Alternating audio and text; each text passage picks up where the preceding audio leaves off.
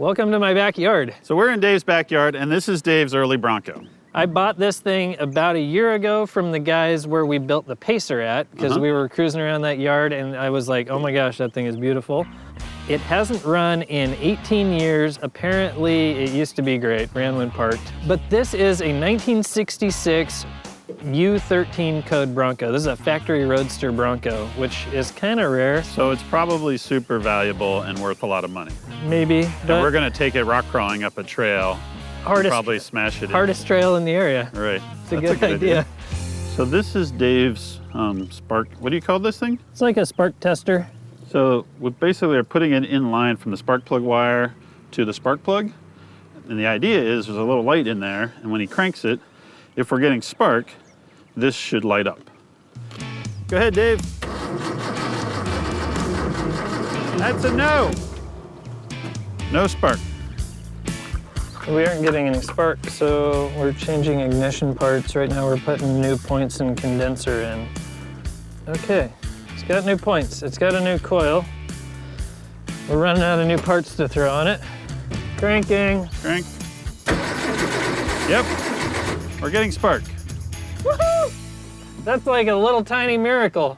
I'm gonna just pour a little fuel down the carb. Okay. And we'll see if we actually make motor noises. Is that what you meant? Yep, give her heck.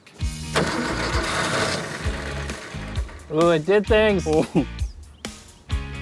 Go. Little fire, small one. That's fine, I'm used to that.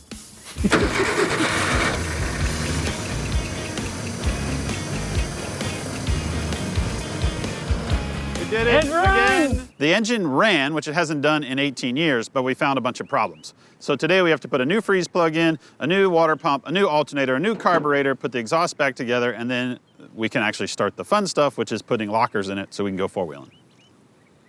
Yay, engines. Dave's buying his way out of these problems. Rather than replace all 5 of those, I'm gonna replace that one, because that's what you do, right? You just have to leave something for failure. This thing's gonna be so reliable anyways. That's good. Looks good? Well, It's at least started. Flush. Yeah. Oh, that's neat.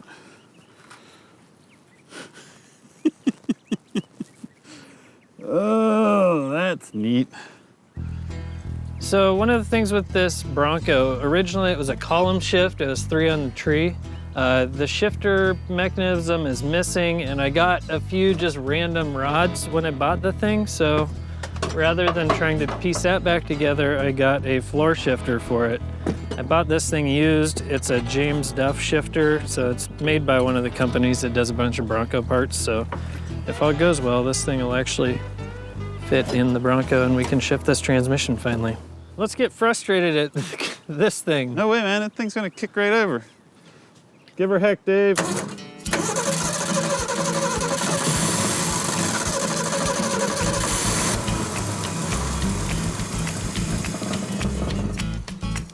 Getting fuel in this fuel filter, but I don't know if it's just residual. I'm gonna come to the other side. Okay. Crank her up. Cranking.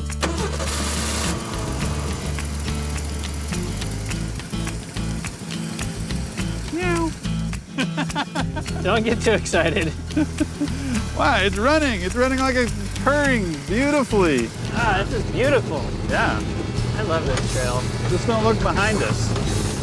I'm kind of thinking maybe we should have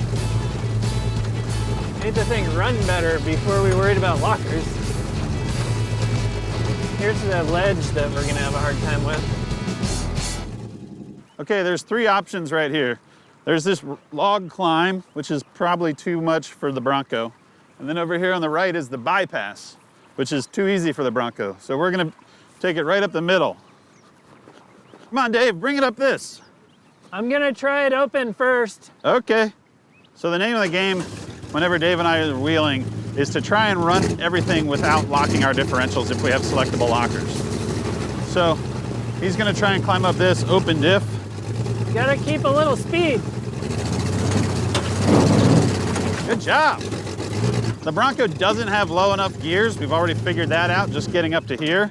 So it's really hard to climb things gracefully. You got to kind of beat on it. Yeah, so, but at least the engine's running good and not smoking or burning a bunch of coolant off. It's got Duck Dynasty seat covers. I think this is gonna be great, Dalton. The CJ7 had lived a pretty hard life. It was currently living on a ranch, and it had been through many previous owners. In fact, one of the previous owners even painted the engine bright green. But we looked it over, most of the parts were there, the frame was a little bit cracked, but it would be perfect for our project. Battery's down. Told you that battery's pretty. You got a jumper cable? The Jeep doesn't want to start, battery's dead. When we do finally jump start it and get it running, it won't charge the battery, so it won't stay running. And we don't know if the brakes are gonna stop it, we don't know if the steering's gonna turn. So we hot wired the alternator to finally get it to charge. Everything looks like YJ's. Okay. Ooh. Half doors. We need those too. This is a much better specimen.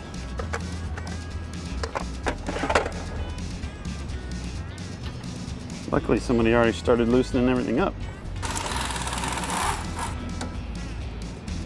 Look at that. Styling. These are our new seats. We got a new rear axle, some replacement seats, a spare tire, and a few other odds and ends to put our Jeep back together. Then we drug it all back to Dennis's shop where we swapped the parts in. We pulled the old axle out, bolted the new one in, and by the end of the day, we were back on track. This definitely set us back on our timeline, but it was better than heading out on the road with a broken rear end. Okay, Dennis, let's go over everything before we start this up. We put the new battery cables in, all the grounds, new battery tie down, all the wiring to the alternator, new coil, ignition stuff. Anything we didn't use, we rolled up and tied up nice and clean on the sides. I'm gonna turn on our master kill switch. Okay. And check some lights. How's it look up front? Everything looks good up here. All right, let's start it up. All right, fire it up. Clear.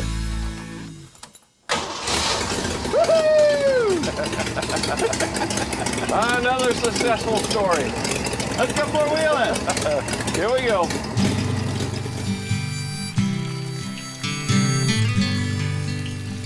So we had hopped on a plane, flew to Texas, found an old Jeep, drug it to our friend Dennis's shop, rewired the whole thing with some help from Painless, put in new headlights, new taillights, got everything working, got the Jeep running great, swapped an axle, put in some new seats, a new bikini top, and now we're ready to go. Painless really stepped up and helped us out a lot to make this happen. The guys drug us around to Junkyard so we could find the parts we needed. Dennis lent us his garage where we just made a giant mess for a few days before we got the Jeep back together. We can't wait to come back to Texas and take this Jeep on a little adventure. Well, Dennis, I think I'm gonna need my raincoat. Sure looks like it today. Thanks for all your help. Hey, you're welcome. Glad to have you. I had a good time. We got a working Jeep, we have new lights, we have a new axle, seats. I think we're ready to go. I bought this 1950 CJ3A out of a junkyard. And the idea here is that we try and get the thing running. Those guys love old flat fenders. It's gonna be a good time. Plus, even more important, Rick's got a literal junkyard of old Jeeps in his backyard. So anything we need for the Jeep, we can probably find out there. And anything we don't want off of the Jeep, we can probably leave out there and he'll never know the difference. First order of business, introduce Payway and Freiburger to an old Jeep. What do you guys think of my Jeep? 3A. I think it's beautiful. It's like the previous Jeep owner read everything he had to do about the Jeep in a magazine and did it. Look at all the high performance stuff, all this Moroso stuff, Holly double bumper, what kind of Oh, 4-barrel intake. Is it an Offie? It Yeah, is. yeah. It's an Offie 360 intake. That's the one with the split port. That thing's terrible. So I got this thing home. It was covered in rat turds. I cleaned it off, started pulling spark plugs. I went up and down both sides, spraying some PB Blaster in the cylinders. But when I got to the last cylinder on this side, it literally poured water out. Oh, wow. See? I'm guessing that one. Oh, that's fine. More rat. The radiator's full. So I think there's somebody washed it and poured water through the hood somehow into the carb, into the intake, into that. That's not good. So overall, this is pretty cool. It also has a Warren overdrive. Really? Yeah, look at the shifter. Wow. Isn't it awesome? Like the perfect family mobile. Now I can see why you bought it. Oh, this is sweet.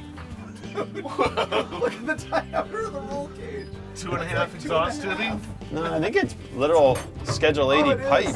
That's plumbing right there. And did you see the door handle? Oh, yeah. There's screen door action there. Amazingly, we got the master cylinder. Probably had it in stock since 1972, Yeah. but it was new. So we have one of those so we can look at the brakes. The wiring is kind of junk. Yeah, because the rats have chewed it. Yeah. So the wiring isn't perfect, but I'm sure we could make it run if we don't get any parts in the mail in time. So we don't have any problems. As I began working on the brakes, Payway tore into the old Holly. And lo and behold, it was also full of water. Oh, that's awesome. It used to run on chocolate milk? So now I'm going to try the other side. That's vanilla. Yeah, that side was chocolate and the other side's vanilla. For our second day of Jeep recovery, Payway messed around with the rat's nest of wiring, Freiberger did the carburetor rehash, and I rolled around on the ground fixing brakes and draining and refilling anything that would hold oil. 140. Be a little. I thick. did? It'll be fine. I got one of each.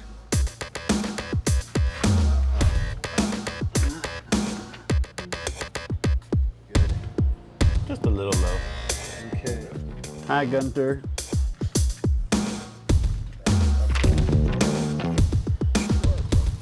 This carburetor looked like it had been on the Titanic.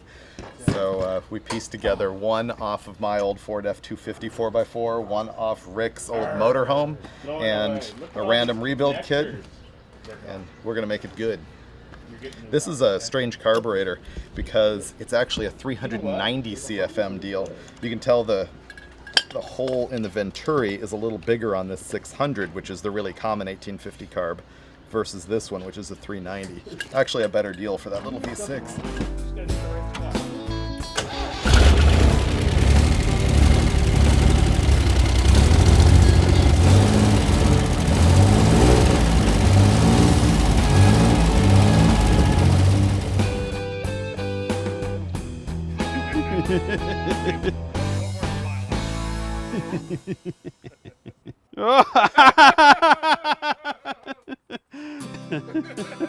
Even though we call every episode of this show Dirt Every Day, this project really epitomizes what the DED, or dead philosophy, is all about.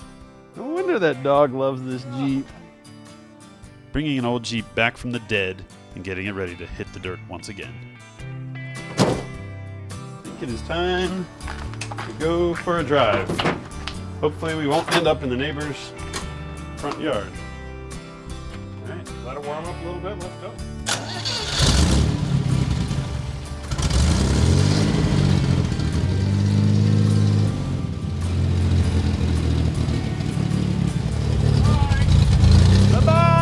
One of the things I've always wanted to do on Dirt Every Day is find an old farm truck that's out in the field, rescue it, and take it on an adventure.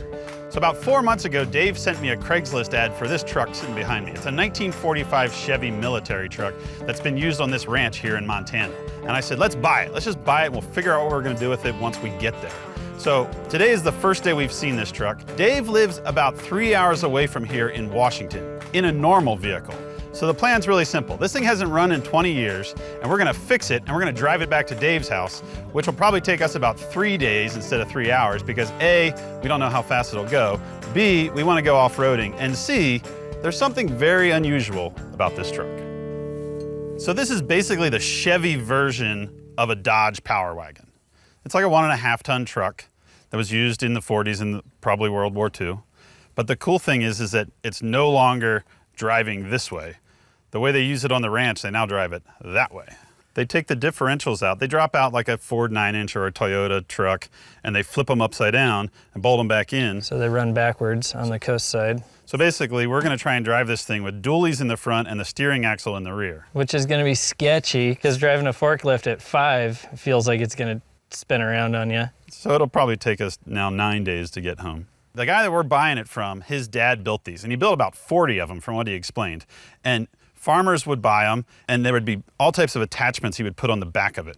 By having the steering in the back and the big drive axle in the front, he was able to maneuver it better. A little tighter. So they called him a ranch hand. I just thought it was beautiful because I really like orange and green. Me too. Let's start on getting it running and see if it's still good. Yeah! Make it steer or something. That's so crazy.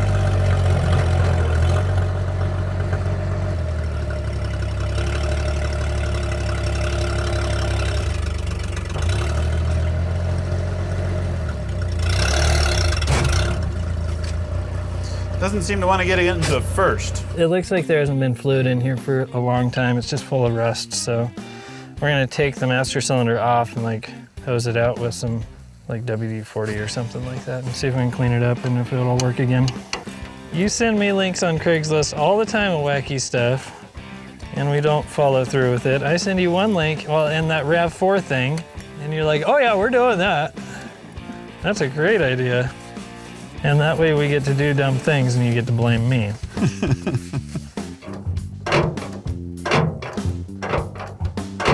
A heel and a toe and a heel and a toe and a slide, slide, slide.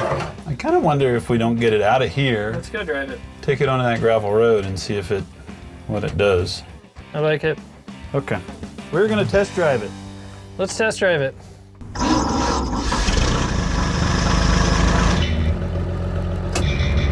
That's cool that the shifter holds your seat up.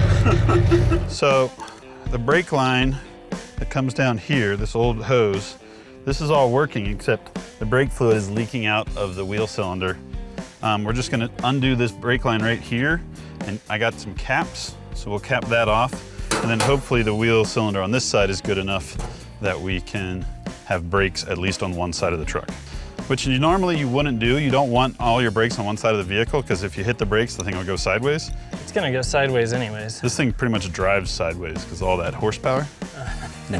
torque steer. All right, so I was only able to get like this flex tube that was too large for the pipe.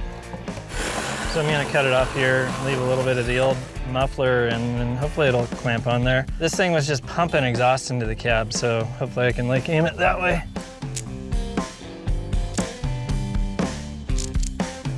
Look at the size of that thing! Stick your oh! Oh man! We were getting struck by hail. Let's go! Oh my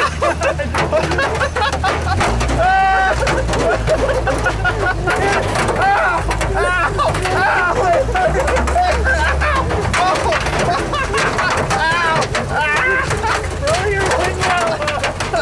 I can't!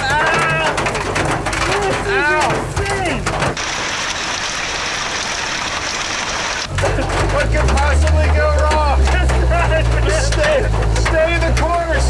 We'll get somewhere. I gotta admit, this is different than most four-wheeling. Look at the size of that tail. So, how is the truck? Oh, it drives really nice.